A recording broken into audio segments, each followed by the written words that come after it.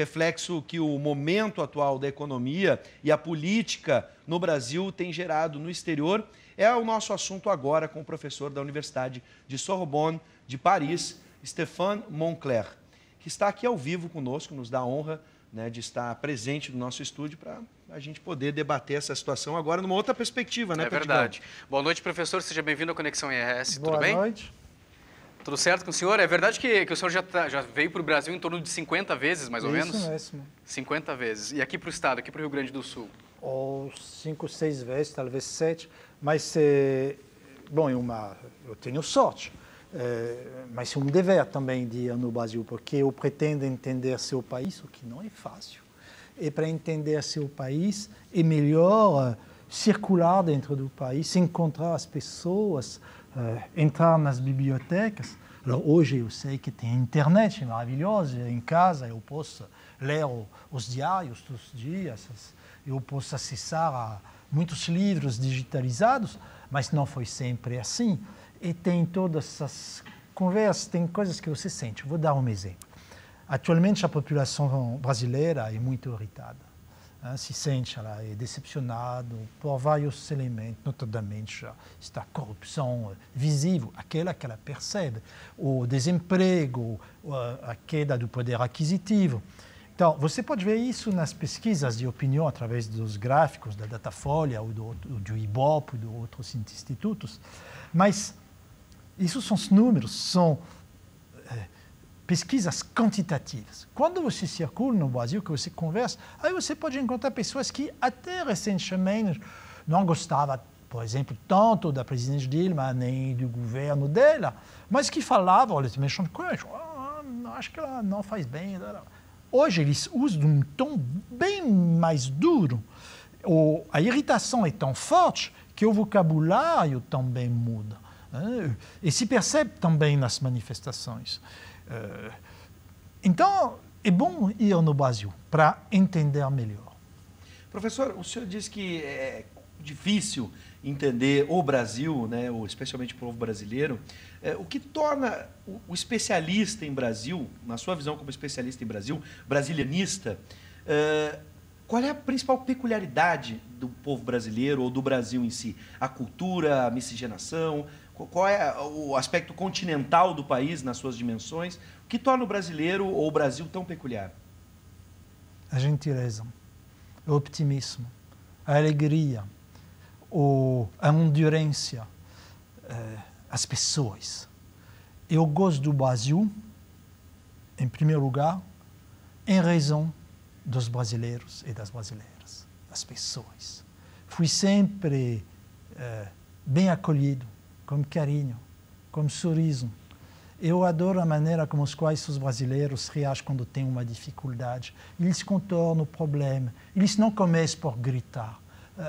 Sexta-feira eu perdi meu avô. Não fui o único a perder meu avô em Guarulhos, tanto havia engarrafamentos. Eu vi casais chegar. Também eles tinham perdido o avião.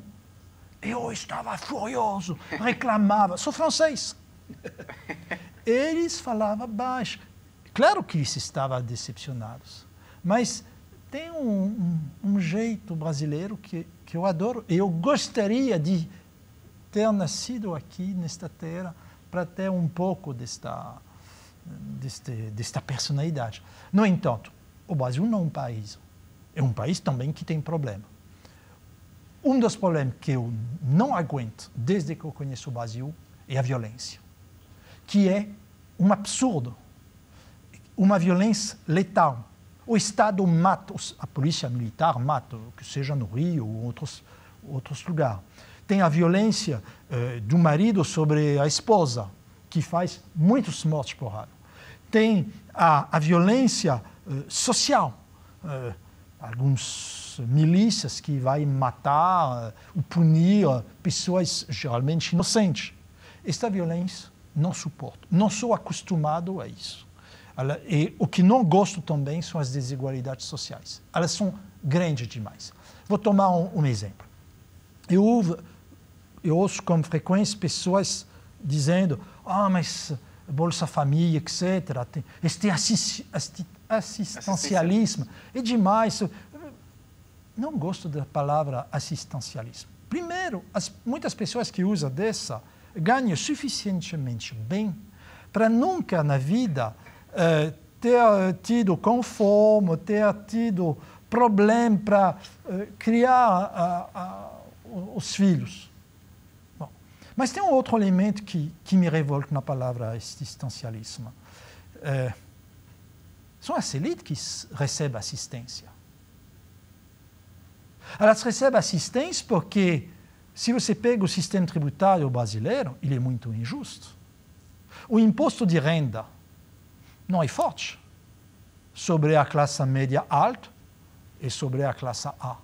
A porcentagem que serve a calcular o imposto de renda é baixa em relação a muitos países do patamar do Brasil. Então, quem paga? Bem, a população em geral, através dos impostos indiretos. E os impostos indiretos são altos. Alors, claro, os ricos consomem mais que os pobres. Mas a taxa sobre produtos de primeira necessidade é frequentemente muito alta. E um imposto que as pessoas não olham. Então, os ricos podem continuar de ser ricos, ou pelo menos pagar pouco imposto de renda, porque o resto da população paga muito. Então, a gente poderia inverter este assistencialismo. Os ricos também recebem assistência.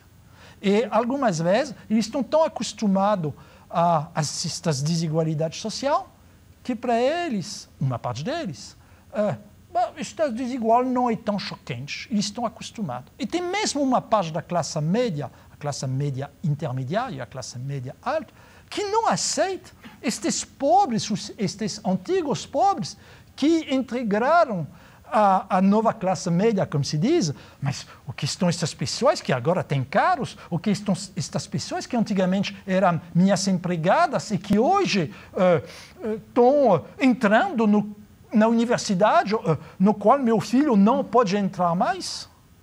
Então, tem uma parte de mentalidade conservadora que me irrita.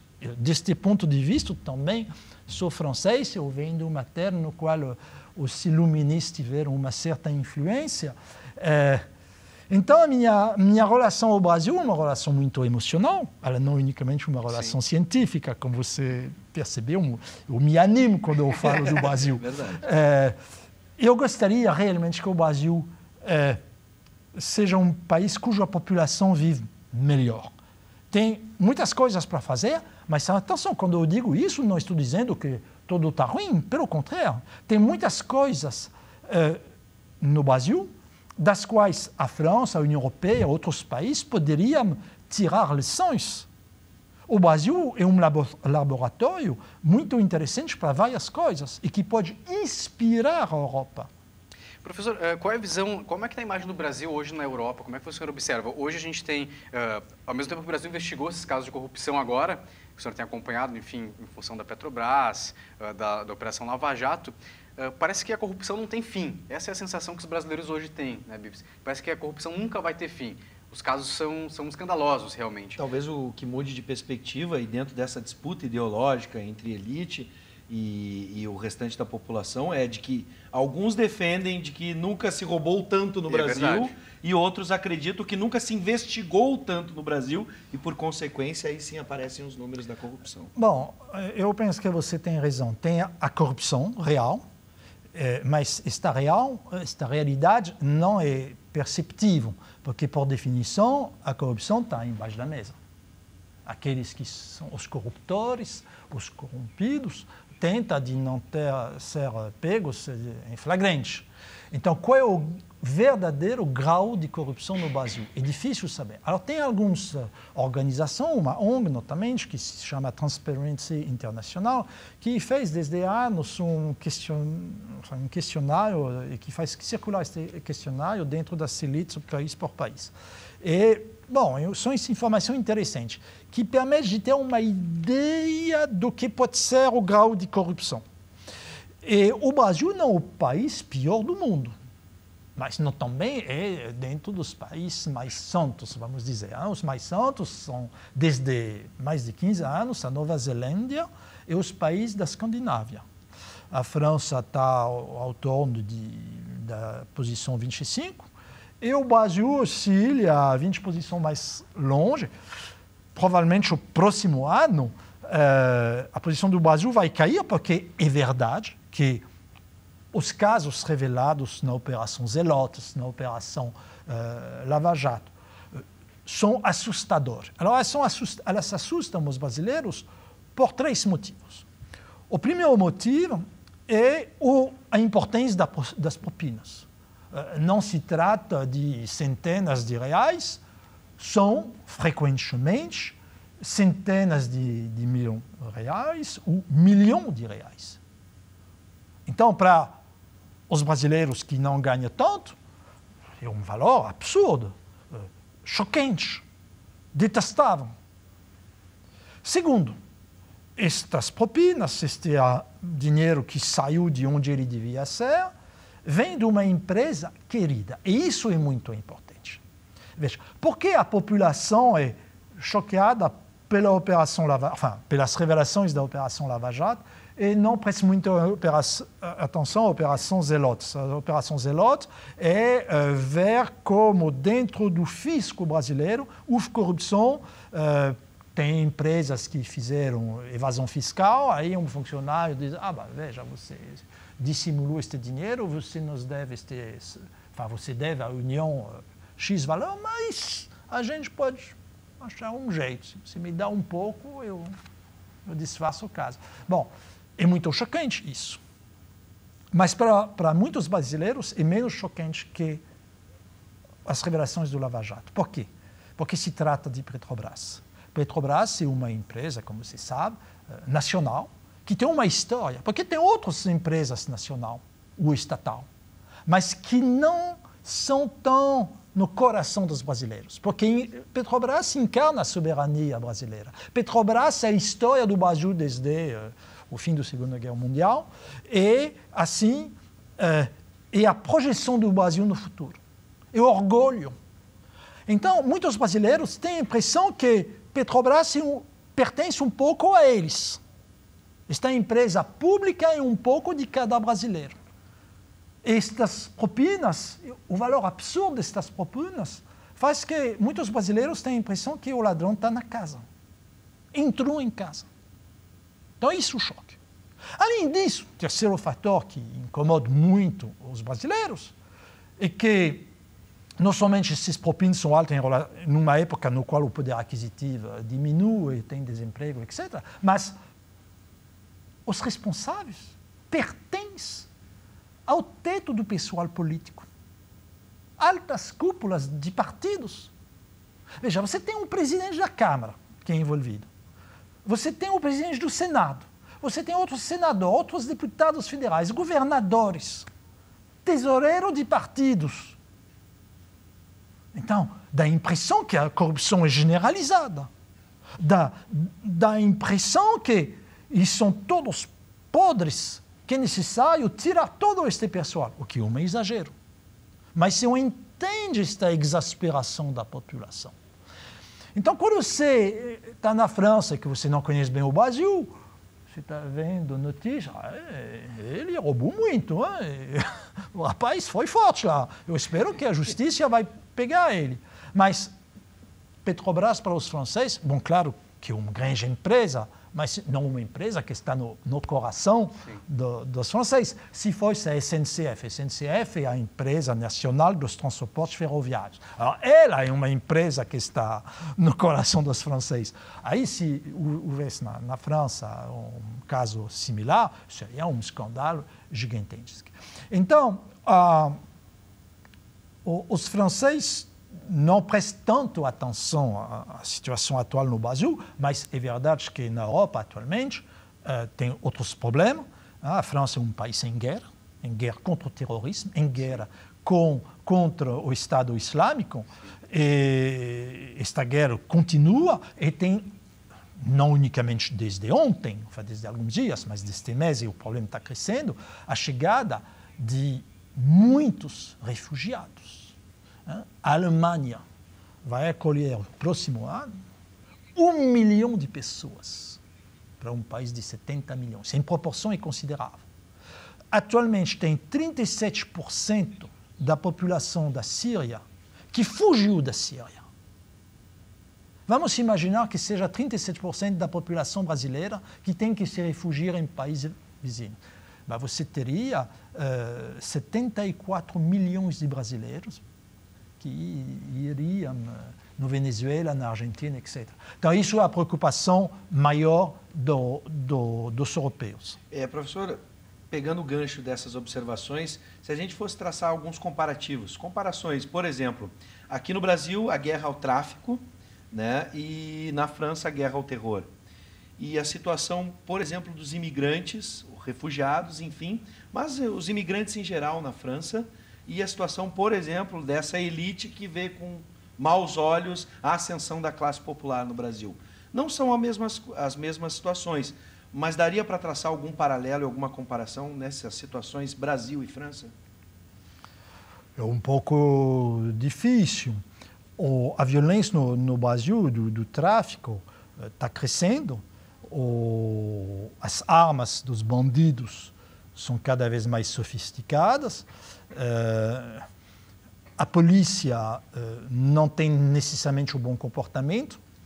Isso tem muito a ver com a formação dos policiais, tem muito a ver com a existência de uma polícia chamada militar, que numa democracia consolidada deveria, ou seja, mudar de nome, ou seja, mudar totalmente de recrutamento. Tem muitas coisas que não funcionam bem no sistema de segurança no Brasil. O paralelo não pode ir mais longe que isso, pois a guerra que existe atualmente, a França que faz guerra, mas não somente a França, muitos outros países da Europa mandam soldados, oficiais, aviões, etc., na África e no Oriente Médio, é contra uma organização que não tem nada de islâmico. Da mesma maneira que o Partido Nacional Socialista do Adolf Hitler não teve nada de socialista. É uma organização criminosa e que tem, como dizer, não vi uma coisa tão horrível desde a época do nazismo. Quer dizer, quando nós temos informação do que eles fazem, como os reféns, como as mulheres, como as crianças, a maneira como qual eles destroem as pessoas, a civilização, eu acho que nunca, desde a triste época nazi, nunca houve uma coisa tão monstruosa. E a França está em guerra contra isso. E não uma guerra fácil, complicada, muito complicada. A gente vai voltar a falar do Brasil, mas é complicado já sobre o terreno. Não é fácil de mandar soldados, tem um custo muito elevado. Ainda isto em região no qual os estados que vão fazer a guerra não podem compensar o esforço orçamentário para depois ter alguns contratos que permitem de fazer lucro. A Síria não é o Iraque, a Líbia bom, tem petróleo, mas é uma desorganização toda na Líbia. Então, um problema. O François Hollande, por exemplo, o presidente da França, decidiu de fazer de vigiar um pouco o Estado Islâmico para ver se é possível atacar por avião. Mas e tem essa questão dos refugiados. A França não se precipita. Ora, tem urgência. Mas tem as terceiras intenções sempre na política. O presidente francês sabe que tem uma direita que é popular atualmente, e tem algum chefe desta oposição de direita que quer seduzir o eleitorado da extrema-direita. Então está batendo forte sobre os imigrantes. A crise atual é, de uma certa maneira, um evento que facilita o jogo do François Hollande, porque assim a direita vai se dividir sobre saber se ela tem que acolher ou não os imigrantes, etc. Então, e da mesma maneira, a resposta dada aos refugiados tem que ser uma resposta que não seja meramente nação por nação, Estado por Estado, mas da União Europeia. Quer dizer que o esforço financeiro que isso representa tem que ser dividido por país em função da riqueza de cada país. E não é fácil fazer isso. Não é fácil fazer admitir as populações da França, da Alemanha, da Espanha, etc., de acolher refugiados. Não é fácil quando tem tantos desempregos e tanto racismo, porque a Europa é uma região na qual o racismo existe ainda. Perfeito, professor. Bom, infelizmente... Uma grande aula aqui com o professor, né? Uma pequena aula, a grande aula vai acontecer amanhã, né? Mas infelizmente a gente não tem mais tempo, mas são inúmeras questões. Fiquei muito interessado em aprofundar o assunto, eu tenho certeza que você de casa aí também. Se você quer aprofundar o assunto, terá uma excelente oportunidade em ouvir o professor, que abre, então, aqui nós estamos mostrando no Plaza, o primeiro Seminário Internacional de Ciência Política, que vai acontecer na URGS. Amanhã temos a abertura do seminário no campus do Vale, e o professor estará falando. A direção, pode confirmar a hora, por gentileza? Que horas o senhor estará amanhã, professor? 19 horas, se eu me lembro 19 bem. horas, né? 19 horas? A partir das 19 horas, então, no campus do Vale da URGS, abrindo os trabalhos do primeiro Seminário Internacional de Ciência Política com o professor. E sexta-feira vai ter uma mesa redonda, ainda mais interessante que a palavra de abertura, porque serão professores brasileiros que vão falar da crise atual, que vão falar da democracia. E entre a palestra de abertura e esta mesa redonda, tem muitos workshops. Então, um grande evento em Porto Alegre. Eu estou muito feliz de poder participar, sou muito honrado de participar deste evento. Nós estamos felizes e honrados em receber o senhor, professor. Muito obrigado pela disponibilidade. Então, vamos agradecer mais uma vez Stéphane Moncler, professor da Universidade de Sorbonne, né, de Paris. Seja bem-vindo sempre. O senhor é um brasileiro, já tem né, toda a malemolência brasileira, por assim dizer, a alegria que nos caracteriza. E esperamos o senhor numa próxima oportunidade aqui no programa também. Estou à sua ordem, como se diz no Brasil. Muito bem. Obrigado.